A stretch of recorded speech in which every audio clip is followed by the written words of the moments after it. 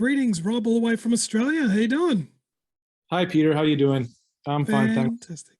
Fantastic. Look, it's an absolute honor and pleasure to meet you. You are, in fact, the writer and director of The Sadness 2021, which is coming straight to Shudder here in Australia from May the 12th. I'm actually a little nervous to meet you because when I really enjoy the film a lot, it becomes more of an honor to meet you as well as interview you this evening. So I appreciate your time, and let's get stuck into the questions. Yeah, I mean, I'm just a guy like you. I put my pants on one leg at a time. Yes. Don't don't be intimidated. It's just me, okay? It's all good. The only difference is you make epic movies and I just watch epic movies, clearly. But I've got to ask you straight away, where did the idea for this film come from?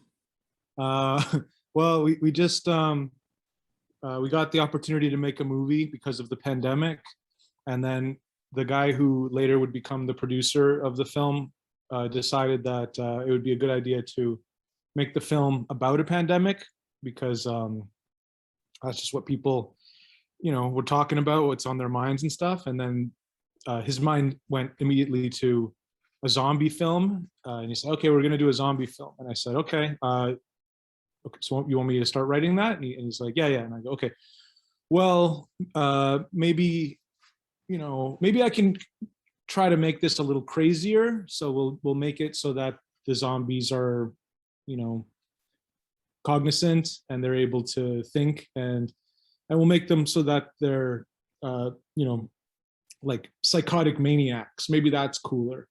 And yeah, I mean, essentially, the idea was just to kind of make the thing really crazy and violent and like loud. Yeah. For lack of a better word, because we didn't really have that big of a budget, and we just thought, this is a way to stand out. Because I mean, we're going against a bunch of other zombie movies. What's going to set us apart? We could just like, copy Train to Busan or something, or we could try to do something that's like really super intense and try to take it to the next level. Because nobody was,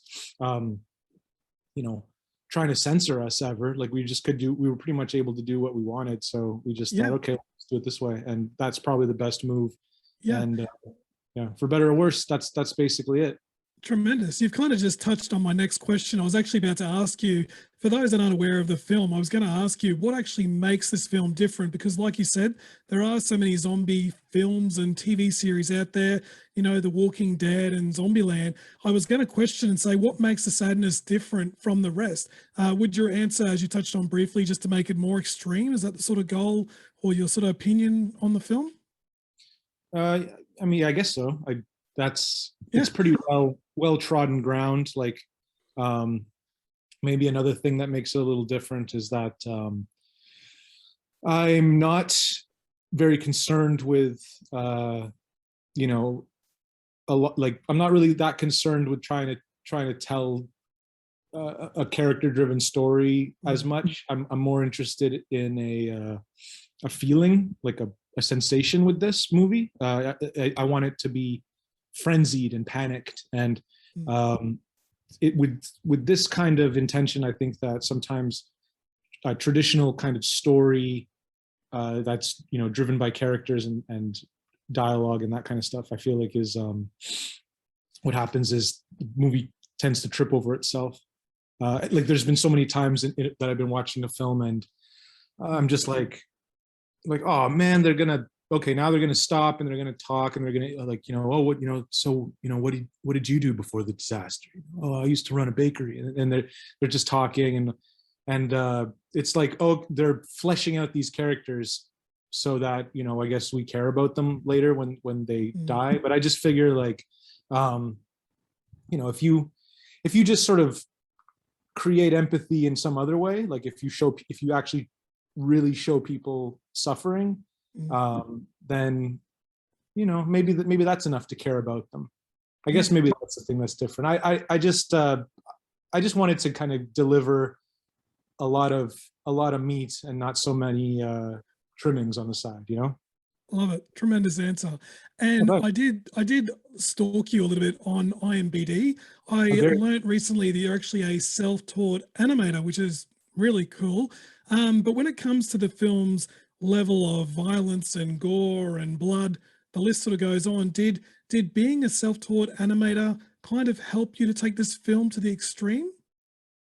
I think that I don't know that it helped me to take it to the extreme, but it did help me in visualizing the film and maybe working in a more efficient way, because there are some directors I've heard that they'll just shoot a bunch of stuff and they'll get a lot of coverage, and then they'll put it together in the editing room and just kind of try to cobble it together from what they've covered. And the way that I work with animation is like, you know, you don't just sit there and animate a bunch of stuff and then put it together later, because animation takes a lot of work. So you only really want to animate like the parts that you need. Yeah. So you end up being very, you know, like you end up being very meticulous about the planning early on. And there were some parts where, like, you know, I got the shots that I needed, and then I'd have like a line producer tell me, can you get a wide shot? You know, don't you want to get coverage on this? And I'd be like, oh yeah, whatever. Okay, fine, sure. Okay, do that. Get the coverage. And then in the end, like, it turned out to be useful, because you have like a shot to kind of establish where things are in space, like spatially in relation to one another. And yeah, but I think that's basically, you know, there's another guy who did a movie sort of around the same time, like at our studio, and like I saw the amount of hard drives he was going through, and it was like taking up the whole wall. And then our film was just like, you know, a little box in the corner. Like, we used so few hard drives because we just didn't really film that much, to be honest. But in the end, the film is just as much of a film as his was. Yeah, we just were impressive. a little more efficient with it. So yeah, that's it. Tremendous. And I mean, obviously, aside from COVID being a problem on set, what was the biggest hurdles or challenge that you had to face while making this film? I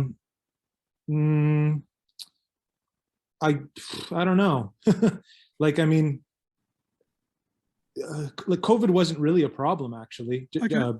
because Taiwan was COVID free during the time that we made this, just due to the way the government handled it. But in terms of like the stuff that was hard to do the movie, I don't know. Like, Stumped you.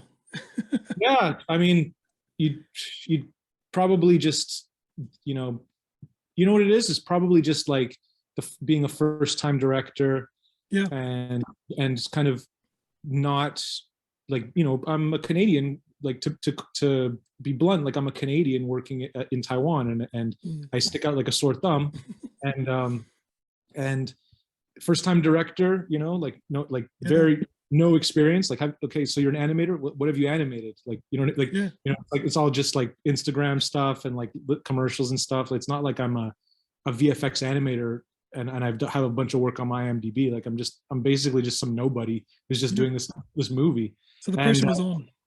Well, yeah, I mean, that, like, in a way, yeah, the pressure was on. The pressure was on because I'm a writer and director, and I have no real, I have nobody in my ear who's telling me what to do. Like, so if this movie sucks, like, it's all on me. But also the thing too is that, like, it's hard sometimes to, you know, even though you are the director and you are the boss, sometimes there are situations where, you know, egos will clash, and you have a guy who's been working, you know, on films for like 12 years, and he thinks that he knows the way how to shoot something, and you're like, no, I want to do it this way. Yeah. And then you run into problems like that, problems with, I guess basically that's it. Like, you know, you have to remember that it's a collaborative process, like making a film, and you have to like work with people. And that's maybe a drawback coming from animation, is that I've never really had to do that. Everything I do, I have a lot of control over with animation. So kind of working that out was maybe the biggest eye opener. I think I probably learned the most in that kind of regard, you know? Brilliant. I love hearing that sort of feedback about your, you know, first experience with a directional debut, because it is a tremendous result that you have achieved here. And I can understand the pressure that you would have been under for this film. And I do love asking this question. Do you have a favorite horror film, or maybe a film that could have been maybe an influence for the film that you've made? I remember I had, we made that film in like, 2020, I guess. Yeah. So, I think that I had just seen Uncut Gems. Yeah. And that influenced just that style of filmmaking. And that kind of tension and frenzied kind of vibe the entire time in that film was really. I was just like, oh wow, a movie can just be this, like a movie can just be this feeling, and I felt like it's really like kind of pure or something, or like fresh, or just I'd never really seen a movie that's just that. Like you kind of like you get a lot of that stuff like in maybe like in The French Connection, or just like just a movie where there's a prolonged chase or something like this. But I found that like Uncut Gems kind of just sustained it in a way that I'd never really seen before. And I wouldn't say that it's like a direct influence, but that was probably the thing that I had seen at the time that I was really like impressed by, and I was just like, damn, like this is the this is maybe like what films still have to offer us, this kind of thing, so I guess that's just my answer. I was very impressed, and I love the work of those guys, of those Safdie guys. I think that that's it too. And I can tell you right now, by watching Uncut Gems and The Sadness, both of those films, even though they're very different, when I experienced both those films, I was biting my fingernails and holding very tight to my lounge chair. So that's a credit to you about building a bit of suspense and edge of your seat type material. So that's a credit to you as well. For sure, that's flattering, for sure. Absolutely. And I'm sort of looking at the clock, and unfortunately our interview does come to a bit of a close, which does break my heart. But if I were to give you, I guess, a bit of a wrap up or a close, if I gave you the floor, basically talking to the people of Australia, the moment is yours. Why should they subscribe to Shudder today and check out The Sadness? What's your feedback related to that as we come to a close? Oh boy. I mean, I don't know if you like horror. I'm a horror fan, and I made this film sort of from the perspective of what kind of movie would I want to see, and I don't know. I think that I have reasonably good taste, so I think The Sadness is okay. This guy Peter Walkden over here, he seems to like it. He gave me an 8.3 on his website there. Oh, he's stopping me. Well, I mean, I want to know who I'm talking to here. Absolutely. In a broader sense, though, Shudder. I think that Shudder is actually very good. We don't have it here in Taiwan, right. But I check out kind of what's on there, and I'm really considering getting a VPN to sign up with it, because I think it's very well curated. You can tell that it's like fans that are running it, and they have a lot of stuff that I'm like, oh, how they have that, you'll have, if you're a horror guy, you'll be going through Shudder and you'll be surprised by sort of the stuff they have on there. I don't get paid by Shudder. Well, actually, no, I do get paid by Shudder, but not in this sense. I knew what you meant. Absolutely. Right, but the point is that I do believe that Shudder is quite a good service, and it definitely is. Like I canceled my Netflix recently. Like I just was like, all this shit sucks. I don't care about it. But then I look at something like Shudder, and I look at their programming, and I'm just like, this would probably be a better investment. It's cheaper, and it's just more stuff that I probably would like, and stuff that like I could come back to a lot. Yeah, that's my answer. I love it, and I'm going to take it. Ladies and gentlemen, you've heard it from the writer and director of The Sadness. Once again, available exclusively and only on Shudder from May the 12th.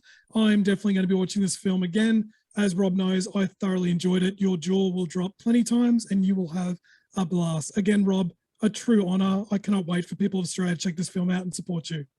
Thanks, man. Nice to meet you. All the best. Thank you. Bye-bye.